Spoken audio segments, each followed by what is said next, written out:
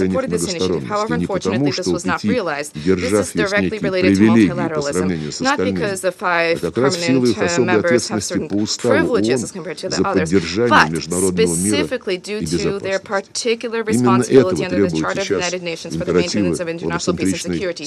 And this is specifically what is required now under the imperatives of the UN-centric system, which as a result of the actions of the West is evaporating before our very eyes.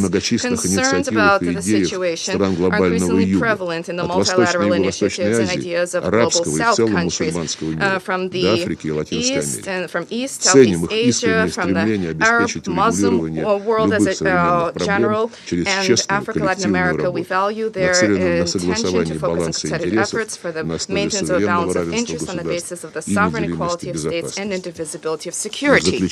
And to conclude, I wish to turn to all journalists who are now covering today's meeting. Your colleagues from Russian media outlets were not allowed access here. The United States mission embassy in Moscow mockingly announced willingness to issue visas when our plane took off. So I insist that you compensate for the loss of the presence of Russian journalists. Try to make your reporting objective so that the international community has a genuinely multilateral objective overview in your assessments and the facts provided. I now return to my duties as the President of the Security Council, and I give the floor to Mr. Khalifa Shaheen Al-Marar, Minister of State of the United Arab Emirates. السيد الرئيس، أود بداية أن أشكركم معالي الوزير سيرجي لافروف على ترأسكم هذا الاجتماع، كما أشكر الأمين العام على إحاطته القيمة. سيد الرئيس، أن التزامنا الراسخ بتعزيز فعالية العمل متعدد الأطراف والقائم على احترام القانون الدولي ومبادئ ميثاق الأمم المتحدة يعد مسألة بالغة الأهمية لصون السلم والأمن الدوليين، وبالتالي فإن الدفاع عن مبادئ هذا الميثاق يأتي في صميم الحفاظ على فاعلية العمل متعدد الأطراف. فهذه المبادئ ومن احترام سيادة جميع الدول وحل النزاعات عبر الوسائل السلمية والامتناع عن التهديد باستخدام القوة أو استخدامها ضد السلام الإقليمي والاستقلال السياسي لأي دولة تعد جميعها جوهرية لتمكين الأمم المتحدة من اتخاذ تدابير فعالة تتسق مع الميثاق.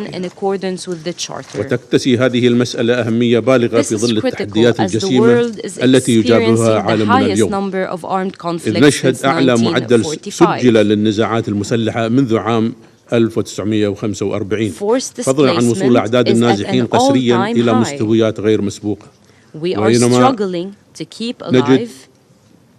نجد لكبح ارتفاع درجة حرارة الأرض عند مستوى 1.5 درجة مئوية، تواجه الجهود الدولية صعوبات جمة لمكافحة التهديدات المتنامية للتطرف والإرهاب.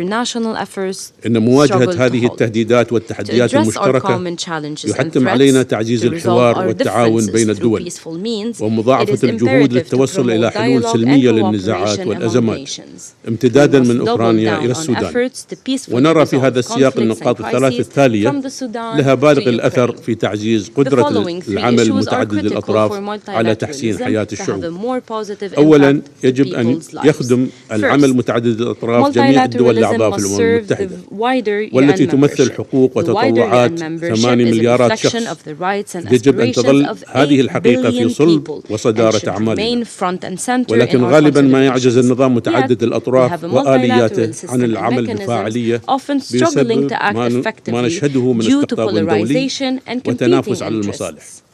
كما تواصل بعض الدول الأعضاء ممارسة نفوذها على النظام متعدد الأطراف، ويشمل ذلك تأثيرها المفرط في كيفية تشكيل هذه الأنظمة وتحديد متى تعمل لمصلحة الجميع ومتى تكون عاجزة عن ذلك. وهي نفسها الدول التي يمكنها منع أو إجراء الإصلاحات اللازمة لجعل العمل متعدد الأطراف أكثر فاعلية. لقد أصبحت المؤسسات والهياكل الدولية بوضعها الحالي غير قادرة على تمكيننا من تجاوز التحديات القائمة، الأمر الذي يستدعي إصلاح الآليات متعددة الأطراف بدءا من مجلس الأمن ووصولا إلى مؤسسات مثل البنك الدولي وصندوق النقد الدولي، بحيث نعزز شرعيتها ونضمن وجود تمثيل كاف فيها. ومن المهم عند اتخاذ القرارات إشراك الدول الأكثر عرضة للتحديات في المناقشات ذات الصلة. وعدم الاكتفاء بمراعاة شواغلها. ونرى على سبيل المثال أن المناقشات الجديدة حول إصلاح المؤسسات المالية الدولية لتدعم دول الجنوب بشكل أفضل من التطورات المشجعة التي نامل أن تشق مسارا نحو تعزيز المساواة بين الشعوب وإحلال الاستقرار حول العالم. ثانيا، يجب حماية المنافع المشتركة دوليا ووضعها في قائمة أولوياتنا. فأفضل استثمار يمكننا القيام به لصالح شعوبنا وكوكبنا يكمن في تسوية النزاعات سلميا وتعزيز الأمن البشري وابتكار حلول جماعية وإن كانت جزئية للتصدي للتهديدات الجسيمة التي تواجهها البشرية. لقد شهدنا مؤخرا إطلاق عددا من المبادرات البناءة التي تظهر قدرتنا على التعاون معا لاستشراف المستقبل، ولكن يجب أن تصبح مثل هذه المبادرات بمثابة الواقع الجديد وألا تكون مجرد أمثلة فريدة. ونرى هنا أن الاتفاقية المتعددة الأطراف التاريخية لحماية عالي البحار وقبلها اتفاق باريس تعد أمثلة بارزة على الإنجازات التي يمكن أن يحققها العمل متعدد الأطراف لبناء مستقبل أفضل لشعوبنا.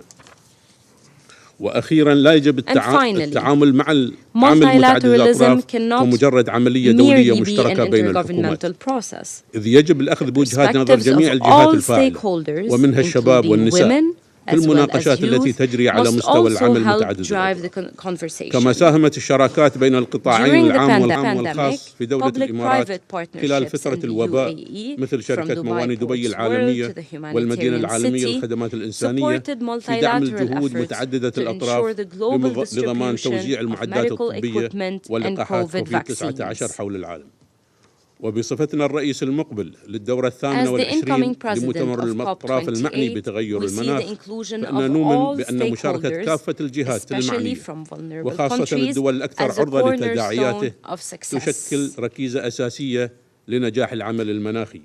ولهذا نحن حريصون على الأخذ بوجهات نظر النساء والشباب والسكان الأصليين والأوساط العلمية والأكاديمية وقطاع الأعمال التجارية في جميع مخرجات مؤتمر الأطراف. وختاما السيد الرئيس، نشدد بأن إحلال السلام والاستقرار والازدهار لكافة الشعوب والدول لن يكون ممكنا دون العمل معا. الأمر الذي يجعل من إصلاح النظام متعدد الأطراف مسألة ملحة لتلبية تطلعات هذه الشعوب. وشكرا. Я благодарю его превосходительство господина Аль-Марара за его заявление. Предоставляю слово его превосходительству господину Эрману Имонго, заместителю министра иностранных дел Габона. Merci, Monsieur le Président. Thank you, Mr. President. Je félicite la Russie pour l'initiative de cet important débat consacré aux moyens de rendre le multilatéralisme plus efficace et remercie le secrétaire général d'en avoir parfaitement circonscrit les enjeux et la portée. Notre débat intervient une semaine après la publication du rapport du Comité consultatif pour une réforme efficace du multilatéralisme. Les recommandations préconisées par l'éminent panel désigné par le secrétaire général confortent notre volonté de raffermir les fondements du vivre ensemble de la communauté internationale pour une plus grande solidarité internationale qui soit le socle de la sécurité et de la dignité des générations présentes et futures. Cette quête de solidarité internationale est la matrice de la Charte des Nations Unies. En y souscrivant, chacun des membres de l'Organisation des Nations Unies a fait le choix d'une sécurité indivisible. Par l'adhésion aux Nations Unies, chacune des nations du monde a rejeté la logique des nations désunies, des nations stratifiées ou superposées les unes sur les autres. Un choix manifeste dès le préambule de la Charte des Nations Unies, où nous nous présentons, nous les peuples du monde, en tant que maillons d'une même chaîne, celle de l'humanité. C'est cet esprit qui devrait non seulement rester au centre de nos systèmes de sécurité collective, mais aussi sédimenter notre projection du développement durable et de la prospérité partagée. L'approche idéale qui porte l'humanité vers son destin commun est l'approche multilatérale. Le multilatéralisme est cette dynamique inclusive de gouvernance globale fondée sur le respect et la prise en compte du narratif de chaque nation, parce que chaque nation compte, parce que chaque peuple compte, parce que chaque vie compte.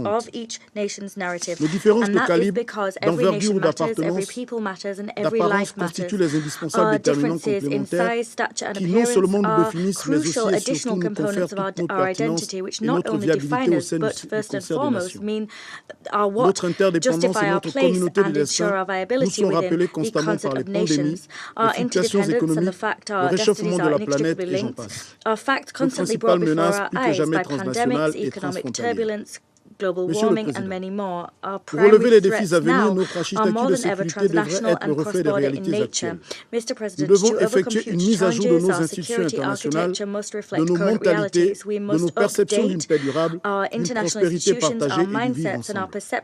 Nous devons réinventer les solutions aux menaces contemporaines, notamment le changement climatique et l'insécurité chronique des États fragiles. Nous devons faire face à la crise de la solidarité internationale qui alimente des crises sous-jacentes sur le plan économique, humanitaire, sanitaire ou alimentaire. Nous ne pouvons assurément pas relever les défis de ce siècle avec les outils d'un autre siècle. Monsieur le Président, un continent tel que l'Afrique, le deuxième continent le plus peuplé, dont on estime qu'il représentera au moins un quart de la population mondiale d'ici 2050 et qui polarise aujourd'hui près de 70% de l'ordre du jour du Conseil de sécurité, n'a hélas pas de siège permanent au sein de cet organe de décision, au sein duquel son destin sécuritaire est scellé. Faisons trêve des constats affligeants et venons-en aux propositions concrètes. Premièrement, nous devons réformer le Conseil de sécurité sans plus tarder, afin qu'il soit représentatif de la réalité d'aujourd'hui et à même de répondre efficacement aux défis actuels et futurs. Naturellement, en tant qu'Africain, j'espère que cette réforme donnera la priorité à la position commune africaine et de sa légitime revendication telle qu'elle se reflète dans le consensus des Unis et la déclaration du CELT. Il est clair que l'Afrique n'attendra pas indéfiniment les convulsions d'un processus intergouvernemental de réforme qui, aux yeux de nos peuples, apparaît aujourd'hui comme une interminable distraction. À cet égard, je fais écho aux paroles de son Excellence Ali Bongo Ondimba, président de la République gabonaise, chef d'État, à la tribune de l'Assemblée générale des Nations unies en septembre dernier, qui a martelé que l'Afrique n'attendra plus. Il est temps que cette inacceptable injustice au détriment de l'Afrique soit réparée. Nous comptons d'ailleurs soumettre incessamment à la masse critique africaine nos réflexions d'action sur cette problématique. Deuxièmement, nous devons redéfinir nos règles et nos mécanismes pour faire face de manière adéquate à l'évolution de l'insécurité et du terrorisme. En ce qui concerne les règles, nous devons garantir l'inclusivité et la solidarité et ne laisser aucune place ni à la politique du deux poids deux mesures, ni à la solidarité à géométrie variable. De plus, il importe que nous nous attaquions résolument aux causes profondes des conflits et des crises. Troisièmement, nous devons construire un nouveau contrat social, un nouveau pacte mondial entre les générations, entre les gouvernants et les gouvernés, entre l'échelle mondiale et régionale, en mettant un accent particulier sur les conditions des jeunes et des femmes. Dans ce nouveau contrat social pour l'avenir, les passerelles doivent en tout lieu remplacer les murs. L'éducation doit partout repousser le carcan de l'ignorance et de l'intolérance. Le multilatéralisme doit prévaloir sur les postures unilatéralistes et la logique du dialogue doit sans cesse prévaloir sur celle de l'antagonisme. Il est illusoire de penser que l'humanité survivra avec des bulles de sécurité et de prospérité entourées d'un océan d'insécurité et de misère. S'il en était ainsi, l'inévitable alternative à la paix et à la prospérité pour tous serait fatalement la mise en danger de tous et la déchéance collective. Nous devons en priorité dresser un bouclier d'action et d'initiative pour se prémunir et s'interdire entre les nations du monde toute prédation de ressources, toute prédation de dignité, afin de restituer au peuple du monde leurs aspirations à la sécurité, à la prospérité et à une plus grande liberté. Monsieur le Président, pour terminer, je voudrais souligner la nécessité de s'affranchir de toute défiance ou déviation vis-à-vis du multilatéralisme. Aussi vrai que plusieurs monologues ne fassent pas un dialogue, la multiplicité de relations bilatérales n'aura jamais l'effet et encore moins les vertus de la concertation multilatérale. Le multibilatéralisme mène à la fragmentation, à la division du monde en blocs, tandis que la vocation du multilatéralisme est de mener à l'unité et à la construction de passerelles entre nous, les peuples du monde. Nous devons des réponses aux générations présentes et futures qui soient à la dimension de leurs légitimes aspirations à vivre en sécurité, en paix et dans une plus grande dignité. Ces réponses sont à portée de main. Ces réponses ne peuvent plus et ne doivent plus attendre. Thank you.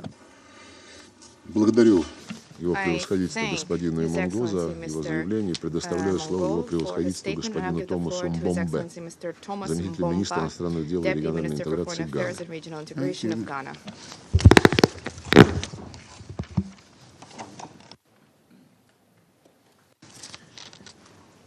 Thank you, Mr. President. Your Excellency, Mr. Sergei Lavrov, let me begin by congratulating you and the delegation of Russia for your presidency of the Security Council for the month of April. We also welcome the participation in this meeting of the Secretary General, His Excellency Antonio Guterres, and thank him for his insightful remarks. As I make these remarks, let me also indicate that we associate ourselves with the statement that will be delivered later by the representative of the Republic of Azerbaijan on behalf of the non-aligned movement. The multilateral system that was fashioned out of the ashes of the Second World War has no doubt been the cornerstone, with some exceptions, for relative peace, security, and development across the world. Adherence to the principles in the United Nations Charter, including the sovereign equality of states and the prohibition of the use of force, has been an underpinning pillar for the global stability. Disinformation, migration, crisis, food and energy insecurity, the world has never faced a more profound crisis since the World War or Cold War. Structural impairment, including the debilitating impact of the veto system in the Security Council, the chronic lack of financing for development, a rise in geopolitical competition, and a decline in international cooperation have helped our effort to renew global institutions and deepen multilateralism. In the face of an easy weakness to reject or undermine shared normative values and principles for collaboration and collective action, we risk relapsing into a New-Hebbian state of nature. It is not too late to seek a way out of the increasingly confrontational politics, zero-sum games, and egoistic, chaotic, and brutish tendencies of recent years. It is in the interest of the states, whether small or mighty, to safeguard the multilateral system, since the agreed international rules and institutions allow all voices to be heard and the ability to influence the international order in less costly and more sustainable way. Ghana, therefore, welcomes the focus of today's debate, which provides us with an opportunity to deliberate on ways that we can defend the UN Charter and promote it towards an effective multilateral system. Mr. President, in considering how we can enhance an effectively rule-based multilateral system through the defense of the UN Charter, Ghana will share 5 main points. First, while it is important to reaffirm our respective commitment to the purpose and principles of the UN Charter, it is equally pertinent that we embark on practical steps to enhance our responsiveness to the demand of the UN, of the Charter. In this regard, we urge the prioritization of the enhanced, inclusive, and multi-stakeholder approach that enable all actors to adhere to the norms and values in the Charter. This, in our view, should be devoid of politicization as well as any form of selectivity in application. We cannot overemphasize the importance for member states to embrace a principled approach underpinned by a common understanding and good faith interpretation. in the application of the provisions of the Charter. We must also prioritize the will of the people of the world if we are to achieve a smooth transition to a fair and equitable global world order. The cynicism which some countries display in the twisting principle or bending them to their will may bring short-term tendencies advantages. History shows those gains are ephemeral. Secondly, a candid recognition of the realities of our time should spur us all to embrace deliberate diplomatic actions to build mutual trust consistent with the diplomatic conventions. As my compatriot Kofi Annan once said, our futures, our prosperity and security are wrapped up together more than ever before. No country, no matter how wealthy or powerful, can any longer stand on its own. This reality should lead us to build bridges, not burn them, and lay solid foundations for dialogue and consensus, including using dialogue to objectively discuss the strategic intentions of countries. This remains critical for avoiding misjudgment and unhealthy competition, especially among majority of major military powers. Within this context, it is also important that we address the structural impairment in the multilateral system through a faithful and genuine effort in the ongoing reform initiative in the UN system, including the revitalization of the General Assembly and the reform of the Security Council. As an African member state, we have stated our position and justified our argument.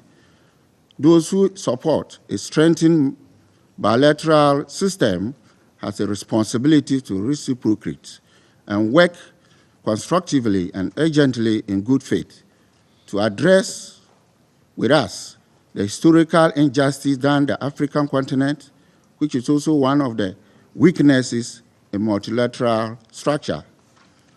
Thirdly, the multilateral system should be turbocharged through an effective implementation of our objectives with regional arrangements that share similar objectives. We must therefore enhance implementation of Chapter 8 of the UN Charter, especially around regional prevention. The United Nations has its strength, but when it is unable to act, the strength of regional actors must be embraced. For instance, we cannot attempt a legitimate resolution of the crisis of terrorism on the African continent without the collaboration of institutions of the African Union and the regional economic communities, such as ECOWAS, as well as the Accra Initiative in the Sahel. It is also only fair that when such regional bodies stand up and offer to act, their burden should be shared with the principal body that owns that primary duty. Fourthly, prevailing global challenges are so interconnected and multidimensional that we need to enhance collaboration and joint consultation among different institutions and drive coherence to avoid negative and adverse consequences from global politics.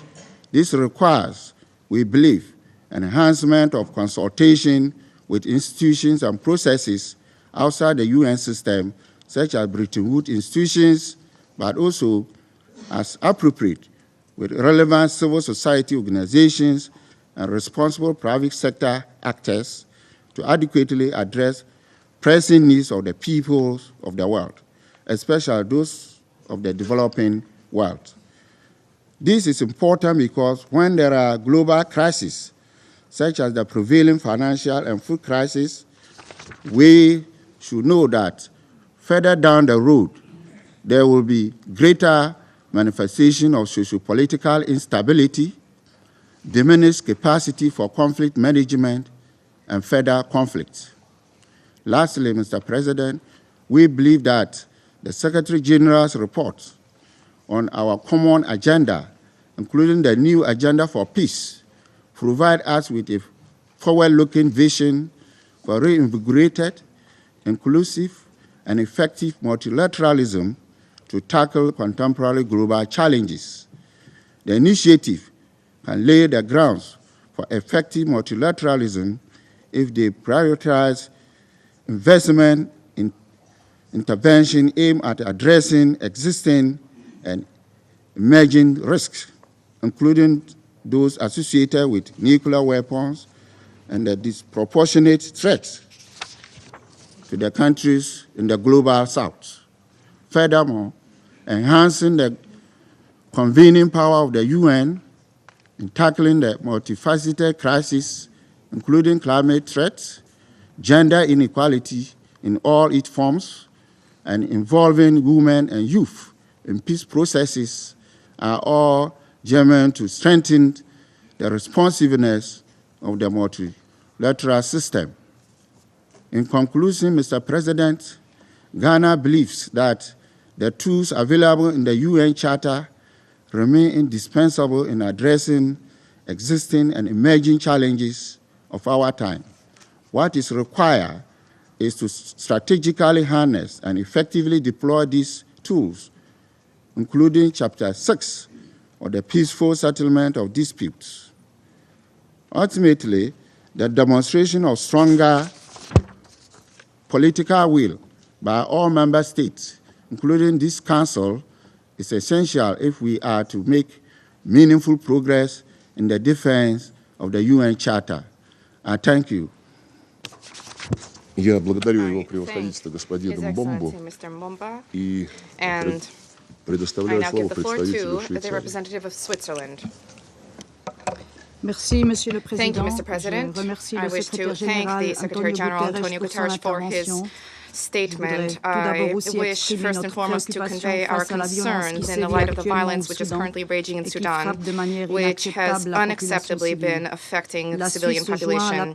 Switzerland joins the call of the Secretary General. The adoption of the Charter of the United Nations on 26 June 1945 signified a fundamental paradigm shift. War, once a legitimate means of foreign policy, was now prohibited. Territorial expansion by force, previously the privilege of the great military powers, was outlawed. The prohibition of the use of force, coupled with the obligation to resolve conflicts peacefully, was revolutionary. These principles placed countries of all sizes and of all powers on an equal legal footing, or almost. The privileges of the great powers were intensely debated already in San Francisco, and finally accepted on condition of a clear promise, greater responsibility for the permanent members of the Security Council for the maintenance of international peace and security. As member states, we have all subscribed to the principles and values enshrined in the Charter, and we reaffirmed this commitment in an excellent declaration on the occasion of the United Nations 75th anniversary. Yet the Charter is being violated on a massive scale. State sovereignty, territorial integrity, and the prohibition of the use of force continue to be flouted. And this has been the case for more than a year by the military aggression of a permanent member of the Security Council against its neighbor. The most effective way to safeguard multilateralism and the integrity of the United Nations Charter is therefore to respect it.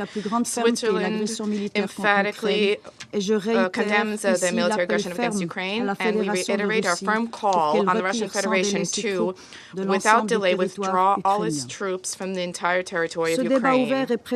This open debate is presented as an opportunity for the Security Council to demonstrate its commitment to the Charter and to discuss the strengthening of multilateralism. This is a duty that we have, not just today, but a duty which we shoulder each time we call for the protection of civilians, every time we condemn violations of international law, and every time we urge the parties to conflict to silence their weapons weapons and to return to the negotiating table. This is a duty we have under the Geneva Conventions, a success of multilateralism, because the Geneva Conventions are among the few international treaties that have been universally ratified. As the conventions commemorate as we commemorate the 75th anniversary of the conventions next year, it is incumbent upon states to take concrete steps to strengthen respect for international humanitarian law. This is a duty in times of peace as well as in times of war, to respect human rights that serve to protect human dignity. The 75th anniversary of the Universal Declaration of Human Rights this year will be an opportunity to reaffirm its universality. Switzerland firmly believes that effective multilateralism remains the only way to achieve the vision of a peaceful and just world, a world where the rule of law prevails and not the law of the strongest, a world where human dignity is always respected, a world in which finally the entire population benefits from both social and economic progress. We are convinced of this because respect for the Charter remains existential for small or medium-sized states like ours, as well as for most member states of the United Nations, regardless of whether this world is unipolar, bipolar, Nous en sommes également convaincus parce que la Charte et le multilatéralisme ont permis à l'humanité de faire des progrès remarquables, comme d'éviter à ce jour une confrontation nucléaire, de décoloniser nombreuses régions du monde, de réduire la pauvreté, d'améliorer l'accès aux systèmes de santé et d'éducation, de progresser économiquement et même de marcher sur la Lune et créer une intelligence artificielle. Nous avons réussi, dans cette enceinte, à négocier les buts du développement durable et de l'agenda 23 qui, si nous les mettons enfin pleinement en œuvre, peuvent sauver cette planète et créer plus d'égalité pour nos enfants et nos petits-enfants. Force est de constater que l'efficacité de la Charte fonctionne selon la volonté des États de la mettre en œuvre. Et cette volonté fait trop souvent défaut. Nous vivons une période de polycrise. L'ONU estime qu'un ou une jeune sur 4 est touché par la violence ou les conflits armés, que ce soit une fille sous les frappes aériennes à Khartoum, Bakhmout ou Sagaï, livrée à la violence sexuelle à Port-au-Prince ou à Goma, ou privée d'éducation à Kandahar. Les principes de la Charte ne sont pas un menu à choix. Nous appelons au respect inconditionnel du droit international par tous les acteurs en toutes circonstances. Et nous appelons au courage pour enfin sérieusement engager des réformes du système multilatéral, y compris de ce Conseil, afin de rétablir la confiance dans et au sein de ce système. Avec notre programme commun et le nouvel agenda pour la paix, nous avons une chance unique, mais aussi une nécessité urgente. Nous devons rapidement changer le cours de l'histoire. Avec du leadership, de la volonté politique et de la confiance, nous pouvons y parvenir. L'histoire jugera si nous avons respecté la Charte. On peut nier les faits, utiliser une rhétorique cynique ou diffuser de la désinformation, mais on ne peut pas tromper la mémoire de l'histoire. Elle nous jugera. Et la famille humaine ne pourra pas guérir avant que justice soit faite aux victimes et que la confiance soit rétablie. C'est aussi la toute première recommandation du rapport présenté par le Conseil consultatif sur le multilatéralisme efficace la semaine passée. Recréer la confiance par l'inclusion et la responsabilité. Cette confiance exige que nous nous écoutions les uns les autres. Menons un dialogue sur ce qui nous unit, un dialogue constructif plutôt que des discussions sur le nombre de pôles de ce monde. Un dialogue pour rappeler le respect des principes universels auxquels nous avons souscrit. Il n'y a pas d'alternative à un multilatéralisme efficace. Un multilatéralisme universel, inclusif et fondé sur le droit international. Je vous remercie. Я благодарю представителя Швейцарии и предоставляю слово представителю Бразилии. Thank you, Mr. President. I thank the Russian Federation for organizing this debate, and I thank the Secretary General for his intervention. Mr. President, in these challenging times, we should reinforce our commitment to the principles of the UN Charter, to international law, and to multilateralism. As members of the Security Council, we have a particular responsibility in preserving the principles and values based on which the multilateral system has been collectively built over nearly 8 decades. The conflict in Ukraine has added enormous stress to the multilateral system, which was already subject to new challenges and growing dissent.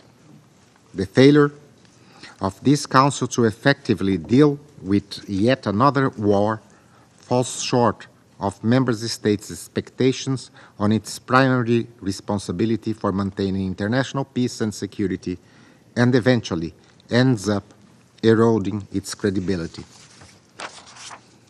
The international community has already proven to be able to adapt and evolve in several areas, except in peace and security. For example, back in 2008, after the global financial crisis, a group of countries decided to establish the G20, which proved to be a valuable framework for addressing new economic and financial challenges. Besides its deficiencies, such as a limited representation of African countries, it has since come to be one of the most representative bodies in the international community. The Brazilian position on the Council on Reform is known to all. We believe that its current composition, which reflects the balance of power in 1945, is not compatible with the current geopolitical realities. The African continent and our region, Latin America and the Caribbean, are not represented in the category of permanent members. This results in the increasing lack of legitimacy of this body to take decisions on the peace and security agenda, and underscores the sense of frustration which the shortcomings of the UN system as a whole. Mr. President, this is not, however, the only cause of the situation in which we find ourselves.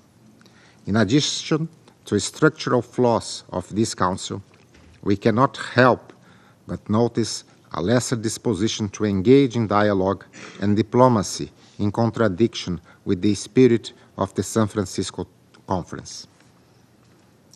Since the beginning of our current mandate as an elected member of the Council, there have been many occasions when the demand for sanctions has been the knee-jerk reaction to crisis situations. In most cases, these initiatives were preceded by unilateral coercive measures, illegal under international law, and ineffective. In our discussions, due consideration is rarely given to the spin-off effects on third countries, especially those which already face strong economic, social, and institutional challenges and their most vulnerable populations. Brazil rejects the pursuit of hegemonies, old or new. In line with Article 2, Para 4 of the Charter, we condemn the threat or use of force as means of resolving disputes, as we have seen in the case of Ukraine. We also condemn more subtle attempts to impose the will of the few on the many, on the basis of concepts of dubious multilateral standing. We refute world conceptions based on simplistic divisions that fail to reflect the complexity of reality, an approach that does not benefit the vast majority of member states and only serves to sow division among nations. We defend, in fact, a return to the principles on which this organization bases its very existence, enshrined in the UN Charter, with increased emphasis on peaceful means to end conflicts. As a founding member of this organization, we have never and will never condone violations of member states' territorial integrity. We should not give up on diplomacy and should rather seek solutions collectively to address the challenges of our times. Diplomacy and peace are the means and the purpose of the Security Council. We must not shy away from this responsibility. Mr. President, the world is going through a moment of international order redesign. In our view, we are heading to some sort of multipolar order that should be welcomed and nurtured, since it will benefit the whole of the international community. We are aware of the many shortcomings of the UN system, but we continue to trust the centrality of the United Nations and its role in preserving peace and finding solutions to common challenges. Brazil believes in the strength of the multilateral approach on issues such as climate emergency and on development needs, respecting the diversity of points of view and national positions. It is essential, however, that we engage in an earnest debate about the need for a renewed multilateralism, in particular in the field of peace and security, setting aside practices that will only deepen divisions instead of contributing to a more peaceful world. And I thank you. Я благодарю I представителя thank the Бразилии, representative of предоставляю Brazil, слово and I give the floor to the представителю Мозамбика. representative of Mozambique. Mr. President, Mozambique wishes to reiterate our hearty congratulations to Russia's assumption of the presidency of the Security Council. We are delighted to see you presiding over this session. We warmly welcome the initiative by the Russian Federation of convening this open debate under the theme. We express our gratitude to the Secretary General of the United Nations for his important briefing. Mr. President, it is universally recognized that the creation of the United Nations represented a new departure in the human attitude towards mutual cooperation for peace and security. The Charter, signed on 26 June 1945, in the aftermath of the bloody and tragic Second World War, clearly affirmed the importance of multilateralism.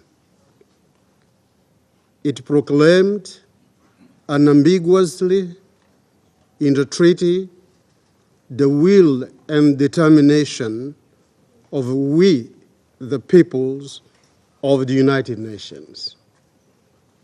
Furthermore, in laying out the purpose of the organization, the Charter listed 4,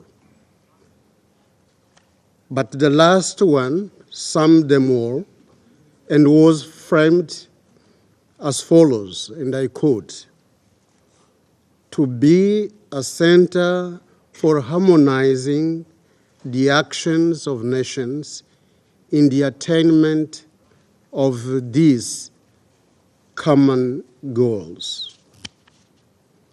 This was, in our view, the birth of a new multilateralism that guides the modern-day interaction between states and nations. And it is our conviction that the overriding purpose of this multilateralism is to fulfill the purposes of the United Nations, chief among them the maintenance of international peace and security. This resembles very much what someone someday said: war appears to be as old as mankind, but peace is a modern invention. As a matter of fact, It also resonates with Article 2, Paragraph 4 of our Charter.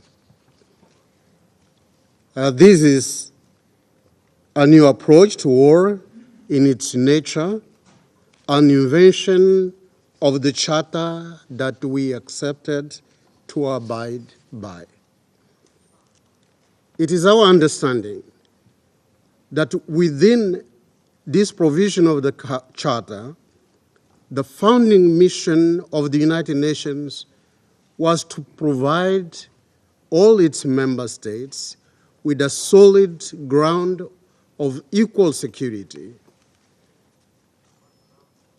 Our organization would thus become a forum where we could work together to resolve disputes peacefully and to prevent the outbreak of another world war. In sum, the Charter proclaimed the overriding importance of collective security. In this context, equal and indivisible security of states is at the core of collective security that the Charter consecrated in its letter and spirit. The collective security means that the security of one is the security of all, and that the security in our globalized world is also a global concept, a global good that cannot be divided or fragmented. This is why, in our view, Article 51 of the Charter on individual or collective self-defense comes as an exception and a reminder that all states deserve to live in peace and security.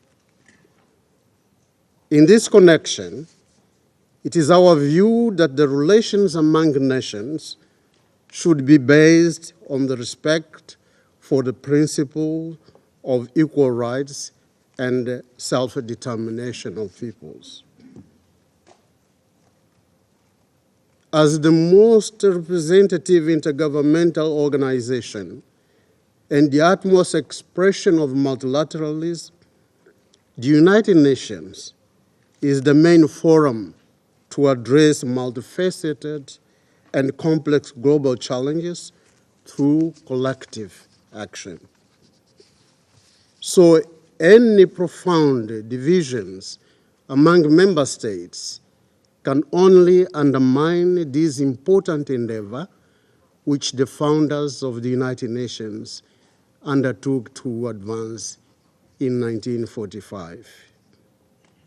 In this regard, multilateralism, differently and opposed from unilateralism, implies adherence to common principles and objectives founded on respect for a system of shared norms and values and guided by the principles of consultation, inclusion, and solidarity among nations. Mr. President, the current global security challenges, such as interstate wars, interstate conflicts, terrorism, transnational organized crime, proliferation of weapons, limited peacekeeping capacity and financing, divided and competing collective security systems, nuclear disarmament, among others, need a concerted approach with a reinforced role of multilateralism. Divisions in our approach to collective security architecture and mistrust can only undermine dialogue.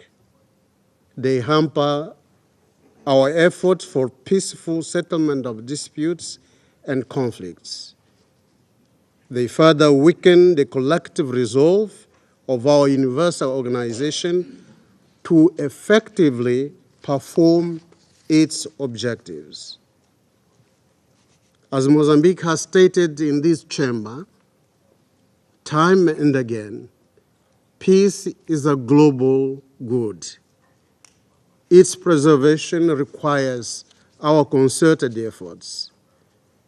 With the positive cooperation of states, we can find concerted and harmonized ways to address most of the current and pressing conflicts around the world, including in Africa, Middle East, Asia, the Korean Peninsula, and even in Europe or beyond. Let us not forget the tragedies of the two world wars that claimed the lives of more than 9 million people in the first and more than 60 million people in the second. We see no reason whatsoever that this should be repeated. But all that we evoked above also bears testimony to the fact that the United Nations, especially the Security Council, must be reformed in order to be more inclusive, effective, just, fair, and democratic. Only in that manner can we collectively address the current geopolitical and security challenges facing the humankind. More importantly, it is a simple corollary of the fundamental principle of sovereign equality of states that the Charter so clearly expounds. We value democracy at national level. It must also be valid at the international level. Therefore, Mozambique reiterates its call on the need for a Security Council reform which should take into account the African common position based on the Zuluin Consensus and the Sirte Declaration. In addition, this Council has to improve its working methods. It must enhance its capacity to deliver in the interests of all humankind. This means adopting actions that can bring positive change and promote peace and security around the world.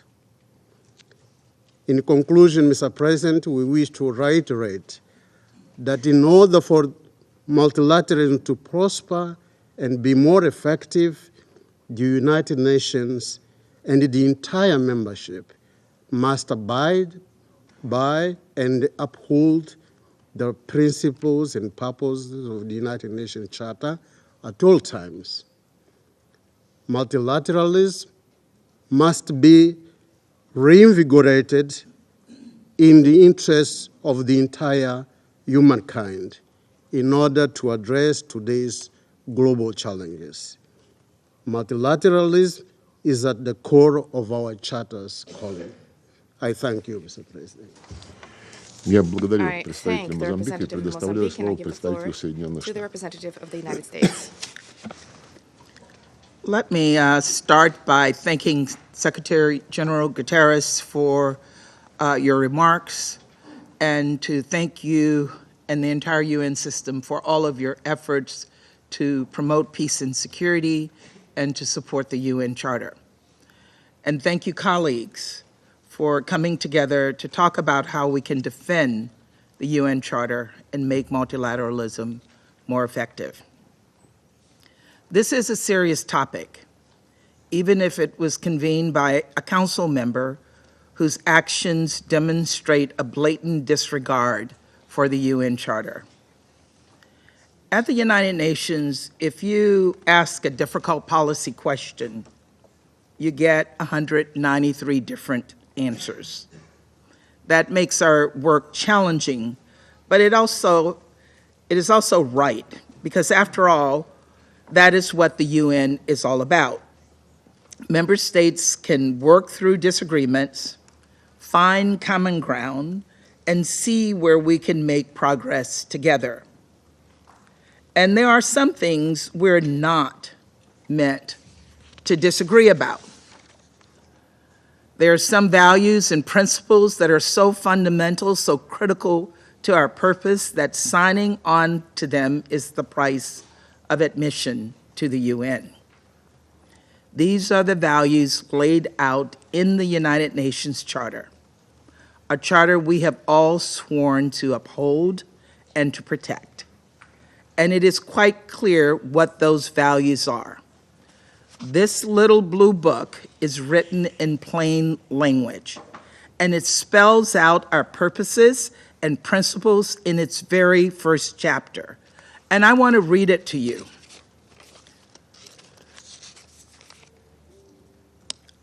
Article 1, the purposes of the United Nations are to maintain international peace and security, to develop friendly relations among nations based on respect for the principle of equal rights and self-determination of peoples, to achieve international cooperation in solving international problems, and promoting and encouraging respect for human rights and for fundamental freedoms. And here in Article 2, it states clearly, all members shall refrain in their international relations from the threat or use of force against the territorial integrity or political independence of any state. Territorial integrity, respect for human rights, international cooperation. These are our values. These are the shared, stated principles we all agree to uphold, all of us. And it's our belief in them that binds us together. Those principles have been the basis for the UN's greatest triumphs over the past 8 decades. Despite the international system's imperfections, our shared principles have helped us curtail nuclear proliferation, prevent mass atrocities, and forge peace through negotiation and mediation.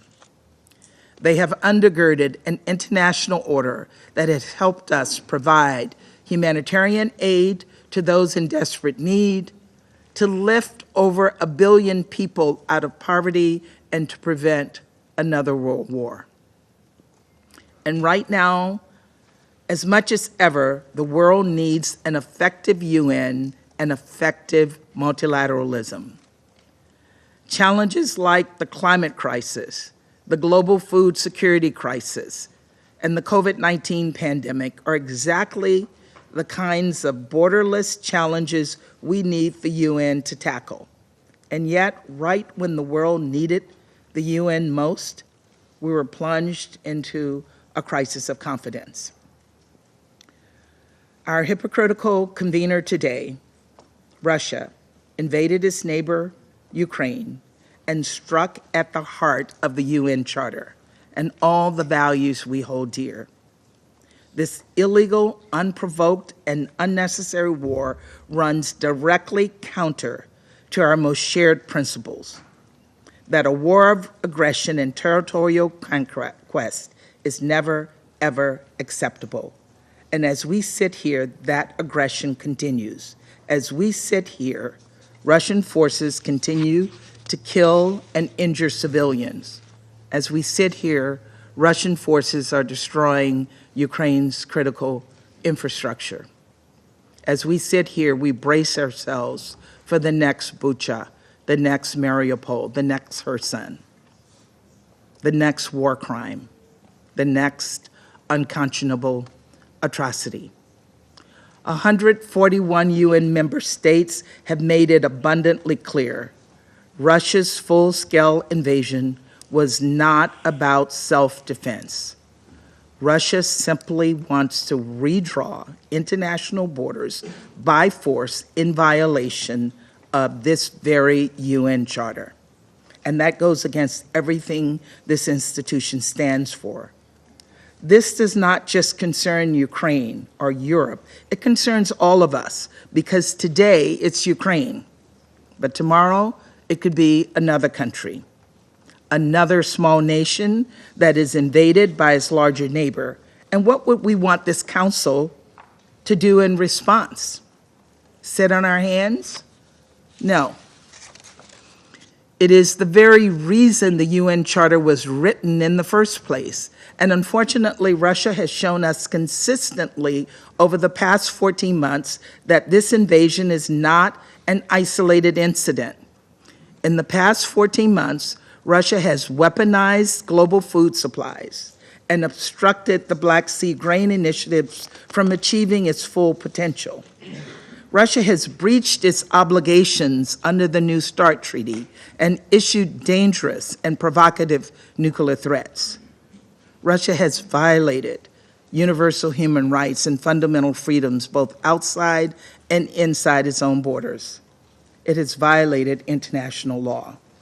That includes the wrongful detention of American citizens. Paul Whelan, Trevor Reed, Brittany Griner, and now Evan Gershkovich.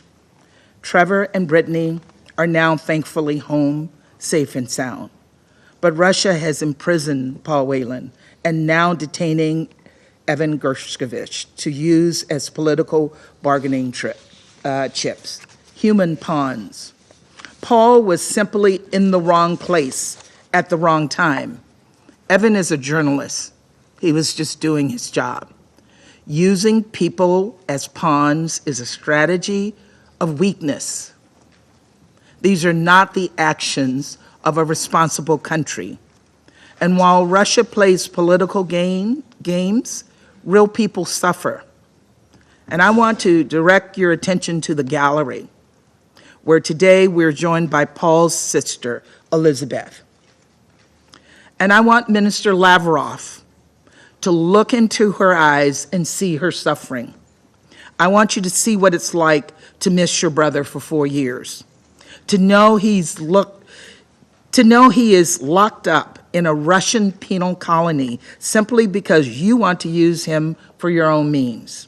I'm calling on you right now to release Paul Whelan, Evan Gershkovich immediately, to let Paul and Evan come home, and to cease this barbaric practice once and for all.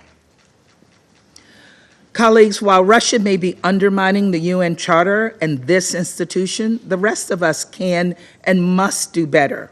The UN needs reform, you've heard that. To support and maintain its fundamental principles, this body must evolve to meet the 21st century. As part of that evolution, the Security Council needs to better reflect today's global realities. We must find credible, sensible, and politically viable paths to this end. And while we work to forge those paths, those of us on the Security Council have a duty to do more, to do better. As you all know, in San Francisco last year, I announced 6 principles for responsible behavior for Security Council permanent members. These were standards we set for ourselves, that we welcome all to hold us to, that we encourage for other permanent members. Colleagues, the United States believes in the United Nations, and we believe in this charter. And that belief gives us faith that it can be made better still. Our response to Russia's flagrant violations cannot be to abandon this institution's founding principles. Instead, we must recommit to the principles of sovereignty, of territorial integrity, of peace and security, and use those principles as guideposts as we strengthen the United Nations and make it fit for the purposes of the 21st century. We must reform this institution and support efforts such as the Secretary General's ambitious Our Common Agenda initiative to modernize the multilateral system. We must not shirk our responsibilities to address threats by the DPRK to international peace and security. We must forcefully address the situation in Sudan, as we heard the call from the Secretary General for peace and a cessation of hostilities. We must use our platform to call out aggression and human rights violations wherever and whenever we see them. We must renew our commitment to achieve the Sustainable Development Goals, to heal the climate, to end poverty and hunger. That is the brighter future we hope to build. So we must rally behind this UN Charter, take on shared global challenges seriously, do everything in our power to be better neighbors, and together create a more peaceful, more prosperous world for us all. Thank you. Как вежливый председатель, я, несмотря ни на что, поблагодарю представителя Соединенных Штатов и предоставлю слово представителю Соединенного Королевства. Thank you. At the outset, let me echo the strong concerns set out by the Secretary General about the situation in Sudan and the call for an immediate end to the violence. We have requested a Council meeting to address the situation tomorrow. I join others in thanking the Secretary-General for his briefing. Minister Lavrov has called this meeting to share the Russian vision for the future of multilateralism. We've seen what Russia's idea of multilateralism means for the world. More than a year into Russia's full-scale invasion of Ukraine, President Putin has brought unimaginable suffering to that country while trampling on the UN Charter. Thousands of Ukrainians have been killed. Millions have been displaced. And across the world, billions have faced rocketing commodity prices and food insecurity. It's been an unmitigated disaster for Russia too. Neither Russia nor its neighbours feel safer. Trust in Russia's promises to other states and to its own people is at a catastrophic low. Again and again, the UN General Assembly has voted overwhelmingly to condemn Russia's invasion. President Putin can count the supporters of his war on one hand. Russia has severely damaged its reputation in the international community. And now, President Putin is threatening to move nuclear weapons into a neighbouring state. For Russians, the world is getting smaller. Many tens of thousands of Russian men and women have been killed. Hundreds of thousands have been mobilized against their will. Millions are fleeing the country to escape the draft. Independent journalists have been arrested. Free speech has been crushed. Russia's economy is shrinking.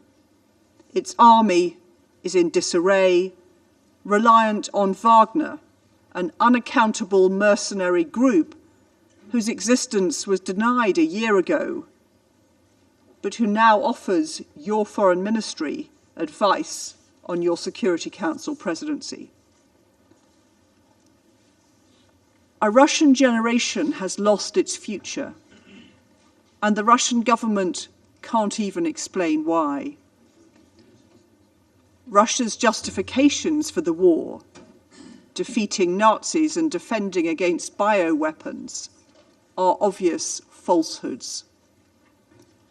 Russia's claims to Ukraine's territory will never be recognized.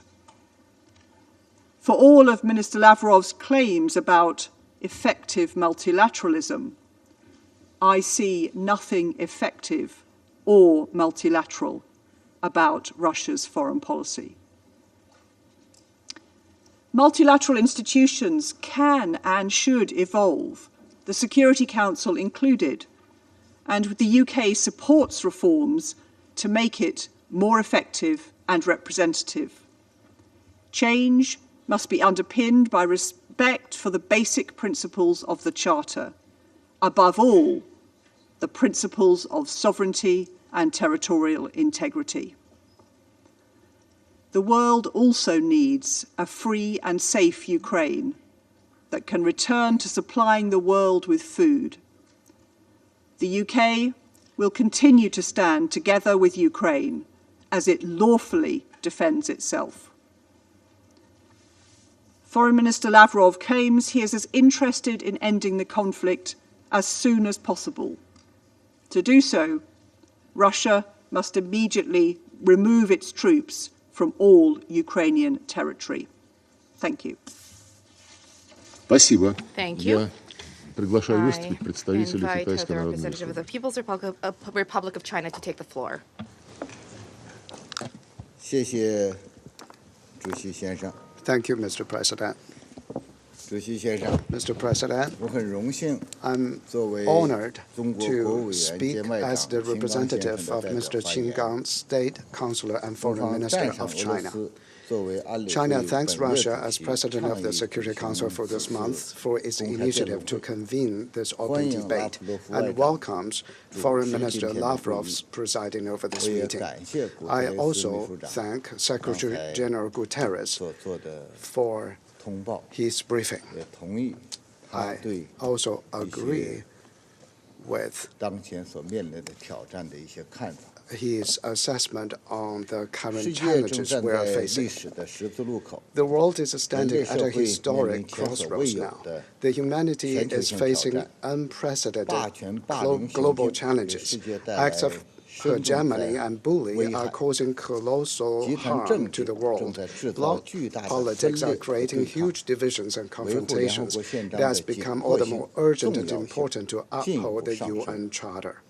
当前最重要 What 的 is 是， most needed 各 now 国践 is 行 for 真 all 正的多边 countries 主 to 义， practice 在 genuine 联合国体制下 multilateralism, 加强 strengthen 团结， unity under the banner 提 of the 升 United 全球 Nations, 治理体 enhance 系 the 的有效 effectiveness 性， of the global governance 实现 system, 共同安全， achieve common 促进 security, 共同发展， promote common 开 development, 辟 and open 共 up 同 a 未来。 common future. 第一，必 First, 须坚定 the 捍卫联合国 authority of 宪 the 章的 UN 权 Charter 威。 must be firmly safeguarded. 联合国宪章是 The 战后国 UN 际秩序 Charter 的 is 基 the 石。 cornerstone of the post-war 宪 international 章所确 order. 立的尊重国 The 家主权 principles 和 of 领土完 respecting 整， sovereignty and 不 territorial 干涉内 integrity, 政等原 non-interference 则， of internal 构成了 affairs of 现 other 代国 countries 际 as 关系的 stipulated in 基 the 本准 Charter 则。 have become the basic norms 当今世 governing 界 modern 出现这 international 样那样的 relations. 问题， The problems that have 不是 arisen 因 in 为 the 联 world 合国 today 宪章 are 过时 not 了， because the UN Charter 而 has 恰 become 恰是因为 obsolete, 宪章的宗 but 旨和 because its 原则 purposes and 未 principles have 能 not 得 been 到有效 effectively 的落实。 implemented. 人类 The 今代后世的安危 security and 福祉 well-being of present 仍 and 有 future 赖于 generations of 宪章精 mankind 神继续 still 得到 depend on 发 the 扬光大， continued promotion 有 of the 赖于 spirit of the 维护联 Charter 合国的 and 地 on 位 the 和 preservation 作 of the 用。 status and role of the United Nations. 捍卫宪章的权威和效 To 力， safeguard the authority and 不能只 effectiveness 挂在 of the 嘴上， Charter, we should not 而要 just 见诸 do it in 行动。 words, but also in deeds. 不能只要 We 求 must 别人做到， not just have others do 而要 it, 先 but 从自己做 start 起。 with oneself.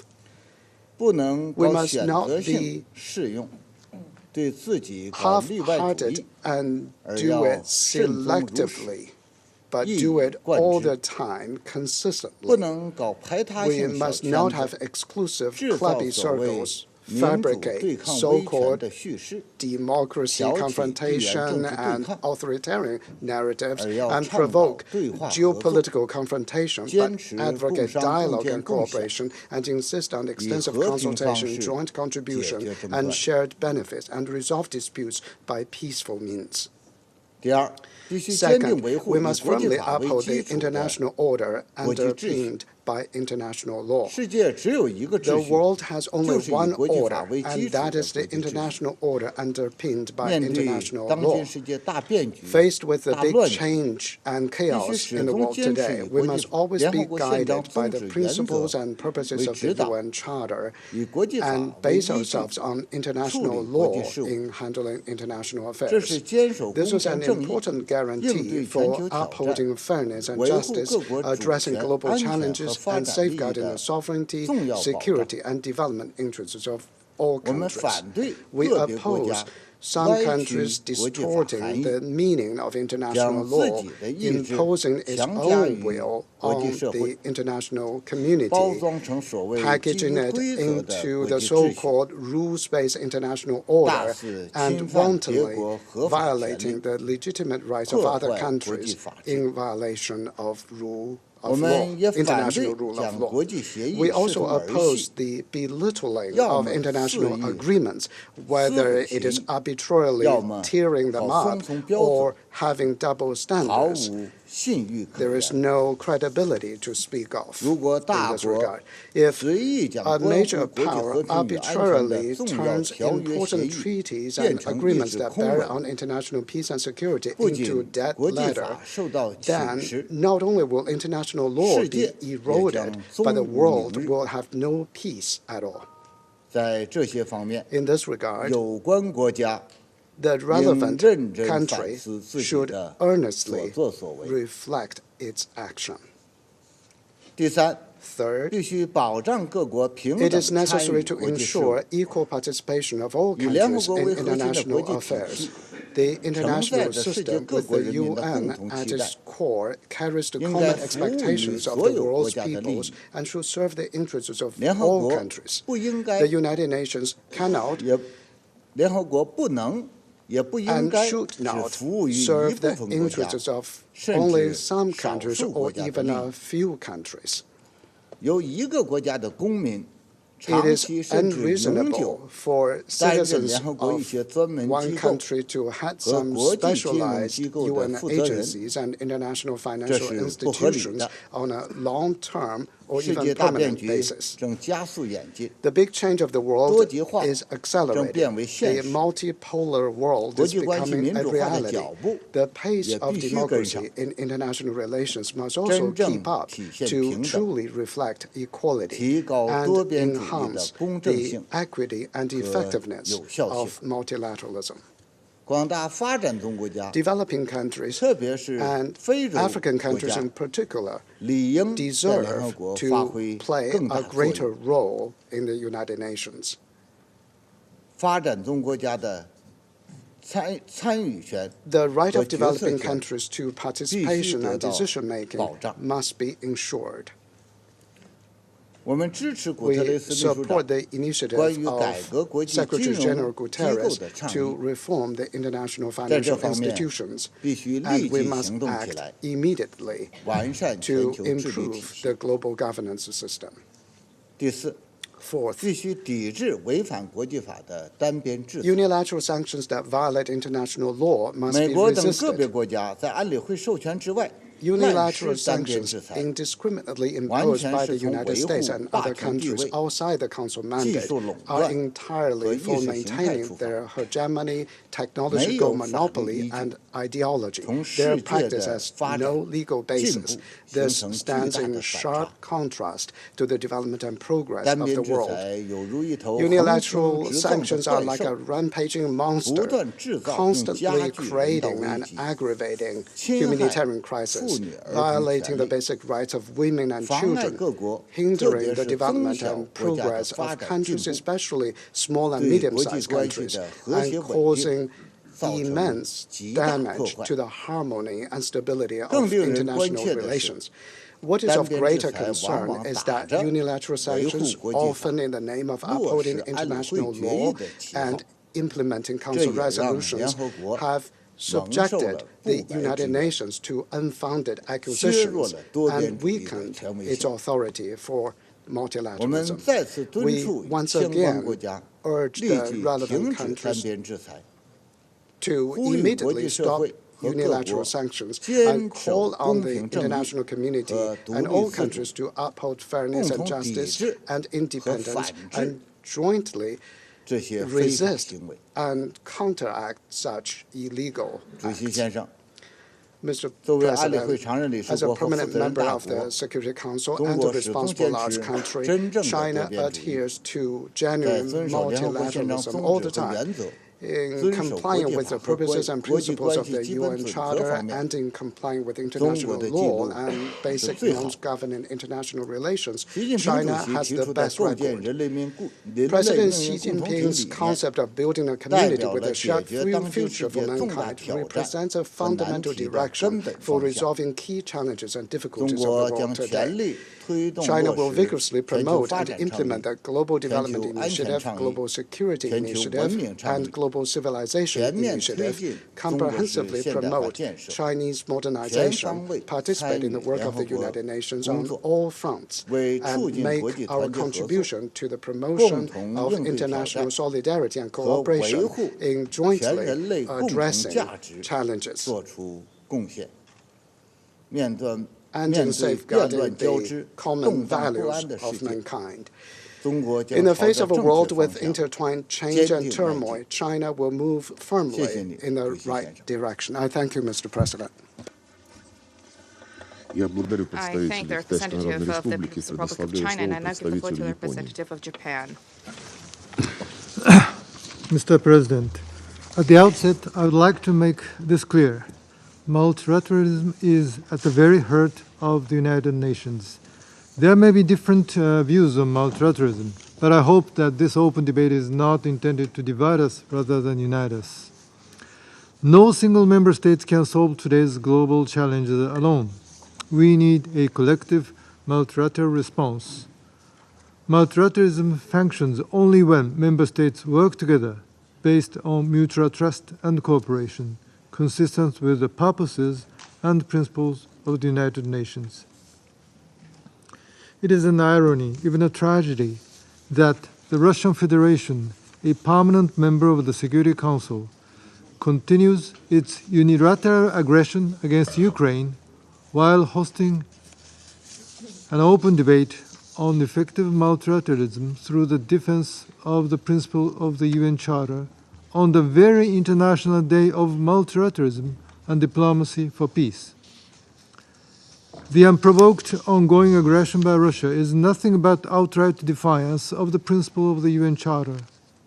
The relentless use or threat of use of the veto that has accompanied this aggression has blocked the Security Council from making decisions, paralyzing and discrediting the Council when the world needs it most to fulfill its responsibility. Russia must first and foremost withdraw all its troops and equipment from the territory of Ukraine within its internationally recognized borders immediately and unconditionally. That has been the repeated demand of the General Assembly, supported by 141 votes, the overwhelming majority of the member states.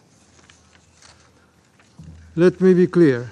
Any attempt to unilaterally change a peacefully established status of territories by force or coercion should not be tolerated anywhere in the world. Also, any statement to deny sovereignty, independence, and territorial integrity of Ukraine, neighboring countries, or any other member state should not be tolerated, especially those by a permanent member of this Council. The concept note of this open debate circulated by Russia does not mention a single word regarding Ukraine, nor the aggression against it, and instead just criticizes many other past crises and invasions. There is no country with a flawless historical record. All of us should squarely face that reality and be humble about it. But having said that, it would be a misuse and politicization of the word multilateralism if it was solely meant to criticize selectively chosen unilateral actions of other countries. Such a narrative, in an attempt to garner support for one's own camp and legitimize one's actions, would only create further division among us and undermine the rule of law and multilateralism itself. Revitalizing and upholding multilateralism is more important than ever. Let us remind ourselves, this is not the first time we have been divided. Every previous time, we found a path to overcome our divisions. So let us go back to the starting point, the purposes and principles enshrined in the UN Charter, and the rule of law underpins effective multilateralism in a world of diversity. This is why Foreign Minister Hayashi reiterated his call for uniting for the rule of law in this chamber in January. This is why Japan promotes the rule of law in the Security Council and beyond. International law, including the Charter and the resolutions of the UN, must be respected, abided by, and implemented in good faith by all. The UN should continue to be the bulwark of multilateralism. The Security Council should lead the work, not hamper it. We have to admit, the UN has never been perfect. Nonetheless, we all need the UN at the core of multilateralism. We have to strengthen the function of the UN through reform to better reflect today's reality rather than that of almost 80 years ago, just as reminded by the Secretary General in his briefings.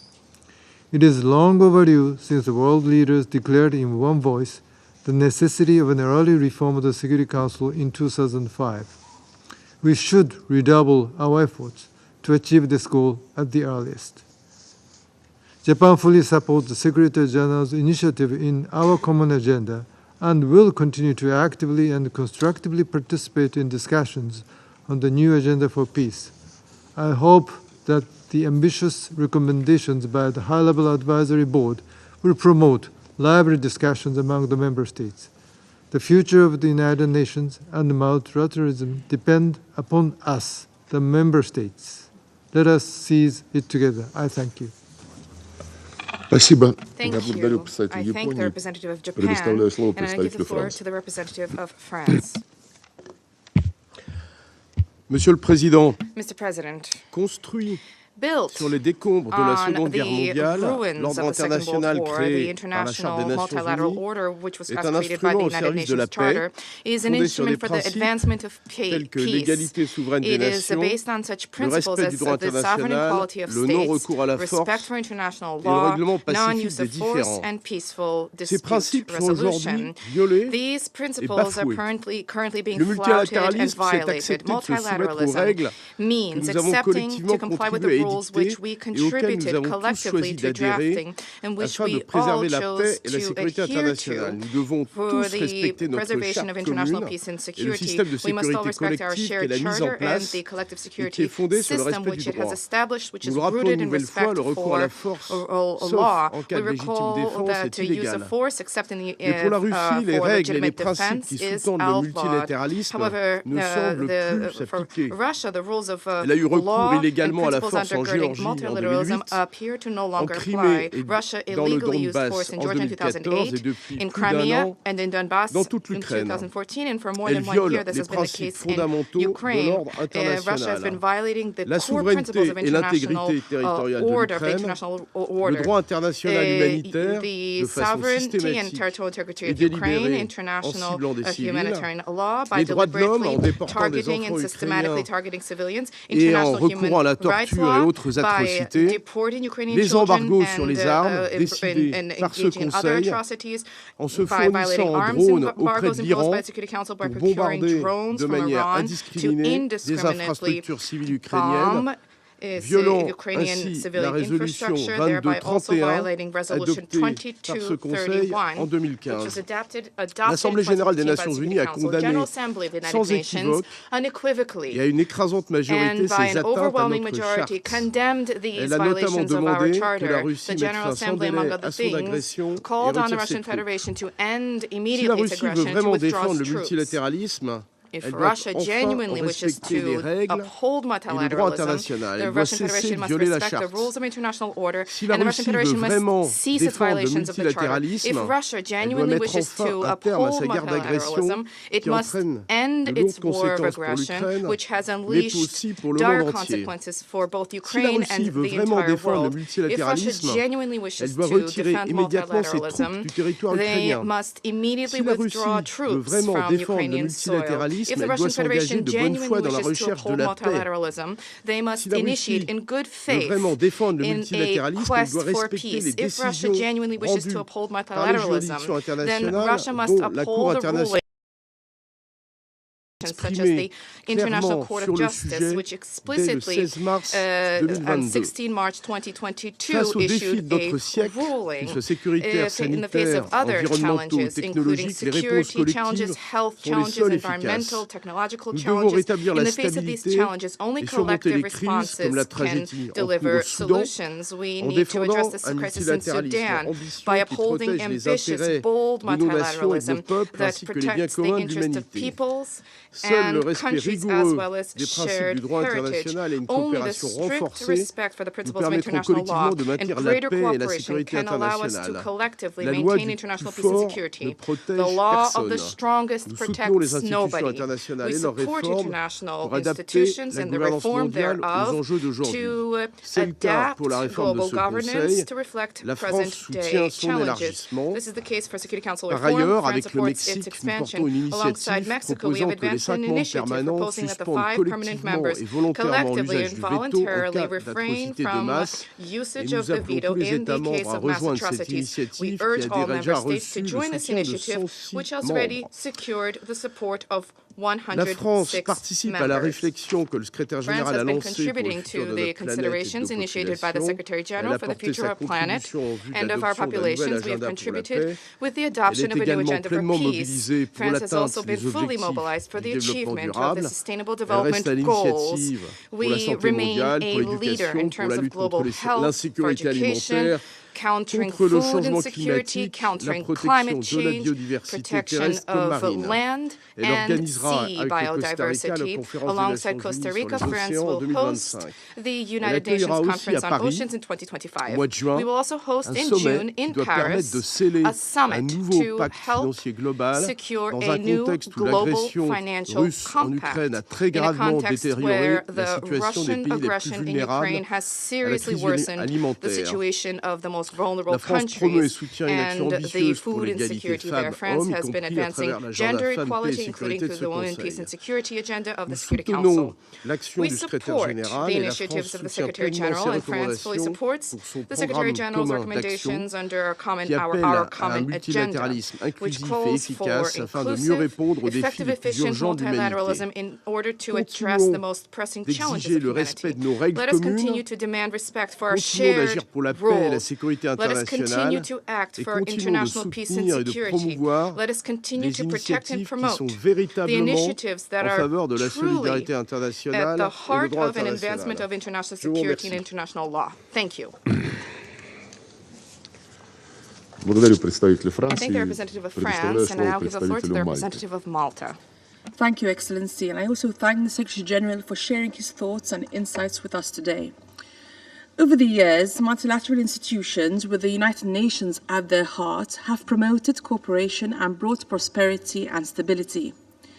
To make sure that our institutions continue to serve us well, we must recommit to a revitalized multilateral system and uphold the fundamental principles underpinning them, especially at a time when they are being undermined. This is needed to help us address the unprecedented global challenges we are facing. Enhanced cooperation between multilateral organizations at international and regional level, with the UN at the core of this work, is especially important in the areas of peace and security and sustainable development. Malta is a strong advocate for the integrity, independence, and functionality of the UN human rights mechanisms. Human rights are universal and indivisible. A transformational shift in global governance to respond to growing inequalities is also needed. Building equality through multilateralism requires the full, equal, and meaningful participation of women to promote gender transformative actions and agreements. Allow me to make 2 observations on the concept note circulated ahead of this meeting. First, it is important to highlight that since the creation of the United Nations, the world has been widely guided by the UN Charter and its fundamental principles, among which the principle of sovereign equality of states. It is also worth highlighting that according to the 1970 UN Declaration, there is no conflict between the principles of international law as they are interrelated, and each principle should be constructed in the context of the other principles. In this context, we can never accept the results of last year's illegal referendums engineered by Russia as a pretext for further violation of Ukraine's independence, sovereignty, and territorial integrity. We can neither recognize the so-called republics emerging from Russia's illegitimate acts towards Ukraine and their strive for interdependence or strategic autonomy, as indicated in the concept note. On the contrary, such actions contribute to the unraveling of the rules-based order. Second, it is deeply worrying that the Russian Federation, a permanent member of the Security Council, blatantly disregarded the primary function of the Security Council, to maintain international peace and security, when it launched its aggression against Ukraine. Neither can we forget that this illegal, unprovoked, and unjustified war generated one of the worst refugee crises since the Second World War, a global grain shortage, hundreds of thousands killed or injured, forced deportations of children, worldwide anxiety for a nuclear disaster, and negatively impacted the credibility of the Council. On this occasion, we once again urged the Russian Federation to stop this war, withdraw its military forces from the entire territory of Ukraine within its internationally recognized borders, and turn to dialogue and diplomacy as the tools which can bring stability to the region. As an elected member of the Security Council, Malta firmly believes in applying in good faith the toolbox for the peaceful settlement of disputes contained in Article 33 of the Charter. In the same vein, there is space for the Security Council to strengthen its cooperation with the ICJ and the ICC. On Security Council reform, Malta is firm in its conviction that the Council needs to reflect today's realities and challenges. To respond to true multilateralism, we underline the need for the Council to also be more inclusive. Malta is a strong supporter of the standing mandate for a General Assembly debate when a veto is cast in the Council. In the same vein, we also fully support the political declaration on suspension of veto powers launched by France and Mexico, as well as the Act Code of Conduct. Finally, Malta unequivocally supports the UN Secretary General's key proposals traversing our common agenda report. All the current OCA-related negotiations on progressing the work of the organization and enhancing the constructive power of multilateralism, as well as the work of the High-Level Advisory Board on Effective Multilateralism established by the UN Secretary General in March 2022. In preparation for the 2023 Sustainable Development Goals Summit, we underscore the need for the international community to take stock of the progress we have achieved so far and the gaps that remain, while engaging in intensive multilateral efforts to bridge the implementation of the SDGs back on track. We also look forward to the September 2024 Summit of the Future to advancing ideas for governance arrangements in areas of global commons. I thank you. Благодарю представителя Мальты и предоставляю слово представителю Эквадора.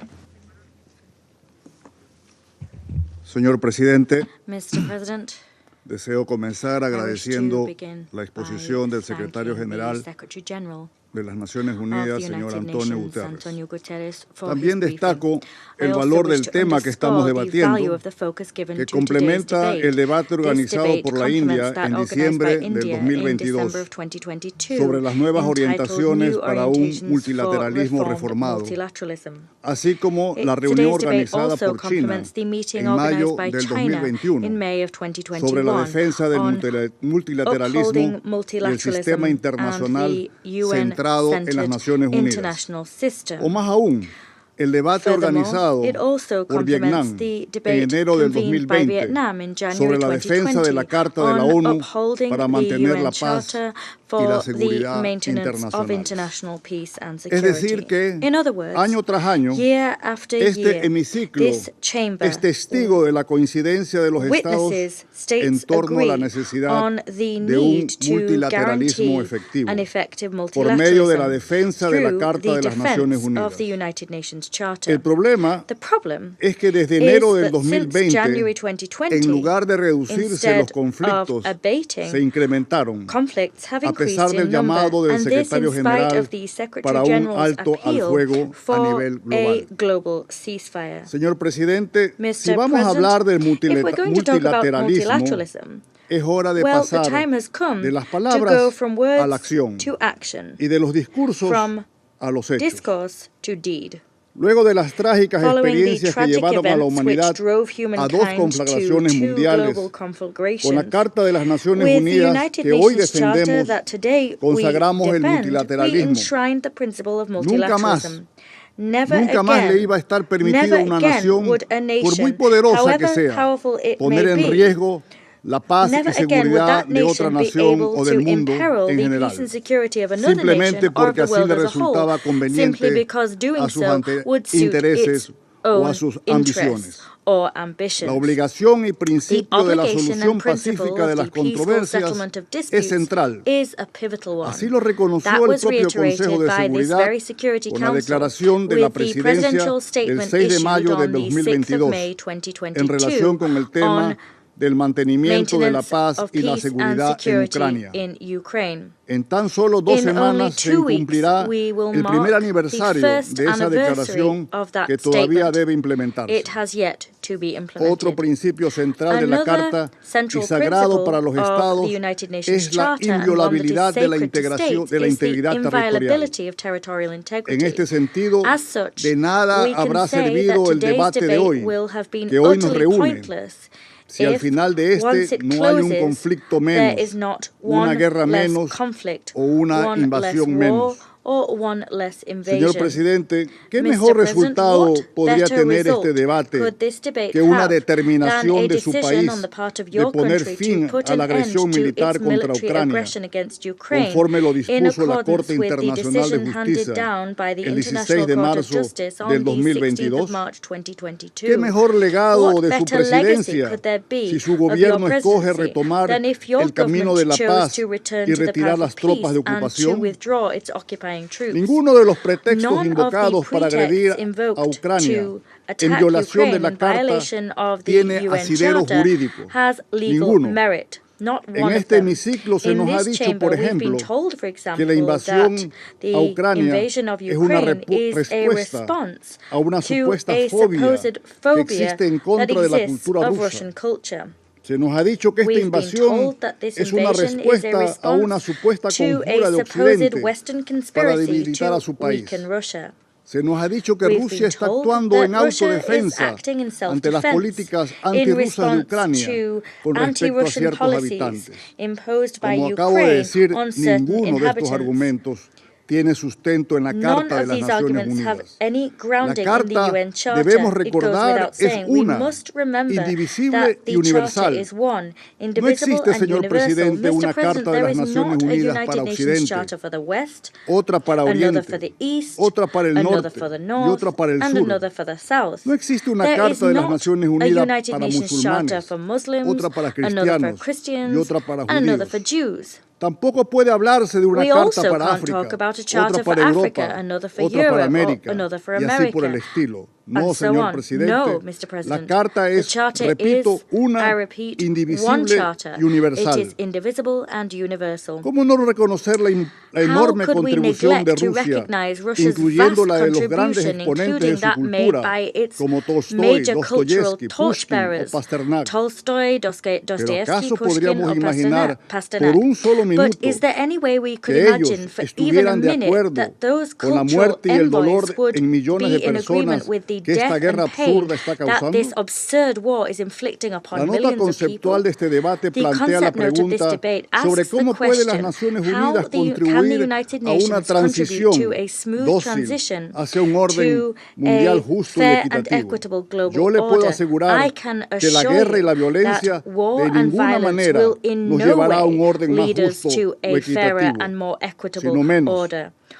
Señoras y señores, el gasto militar global superior a los $2 billones en 2022 socava por sí solo los objetivos principales del multilateralismo y de esta organización, como son la paz y la seguridad, el desarrollo sostenible y los derechos humanos.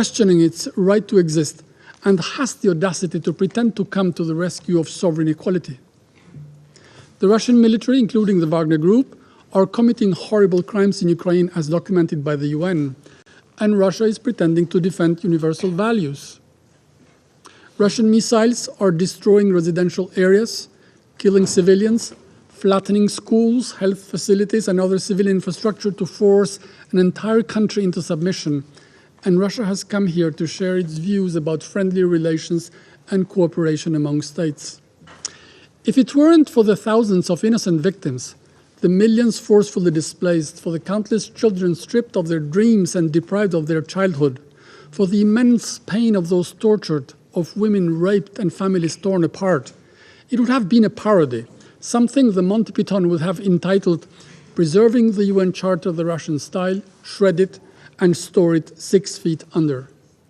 Unfortunately, this isn't a parody, and we cannot laugh.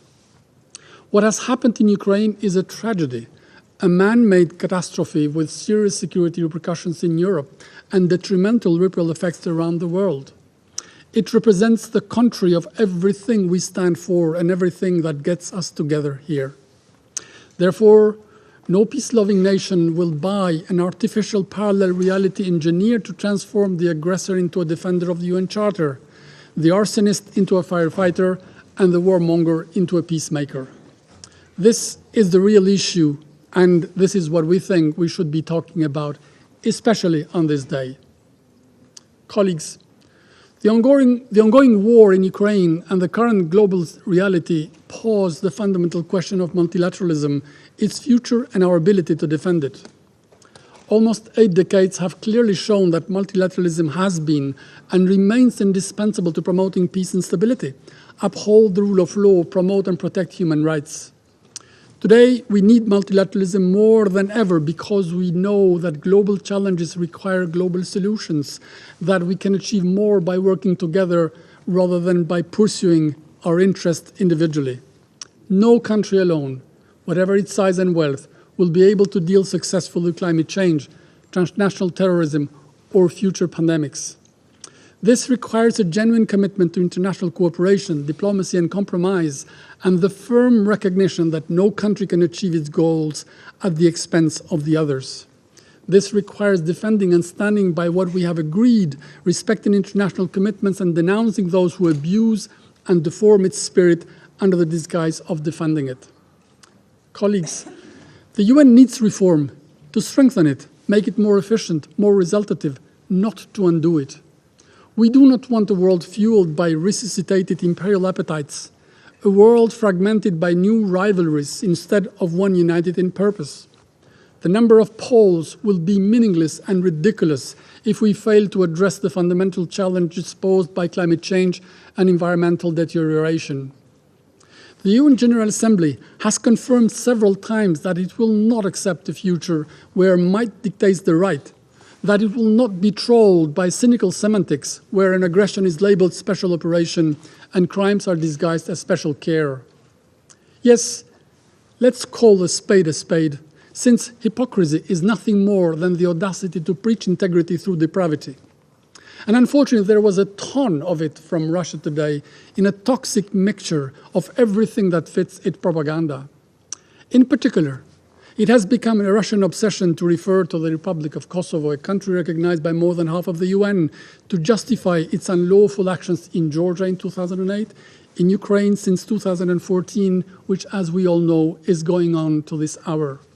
The International Court of Justice has ruled that the independence of Kosovo is in accordance with international law. The same ICJ has asked for Russia to stop its war.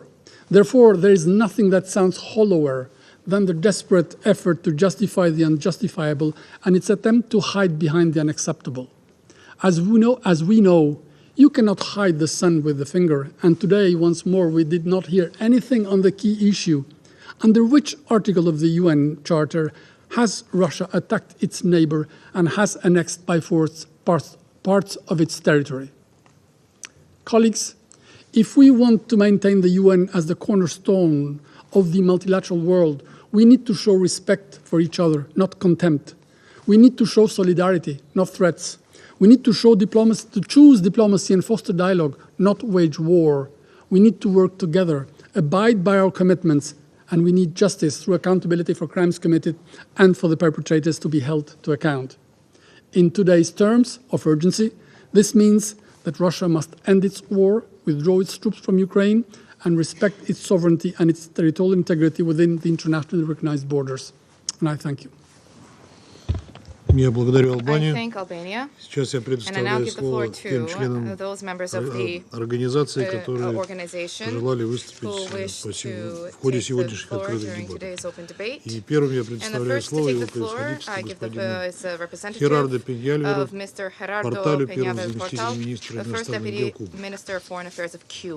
Muchas gracias, señor presidente. Thank you very much indeed, Mr. Señor President. presidente, suscribimos las declaraciones que pronunciarán en breve el presidente del Buró de Coordinación del Movimiento de Países No Alineados, el representante de Azerbaiyán, también de Venezuela, en nombre del Grupo de Amigos en Defensa de la Carta de las Naciones Unidas.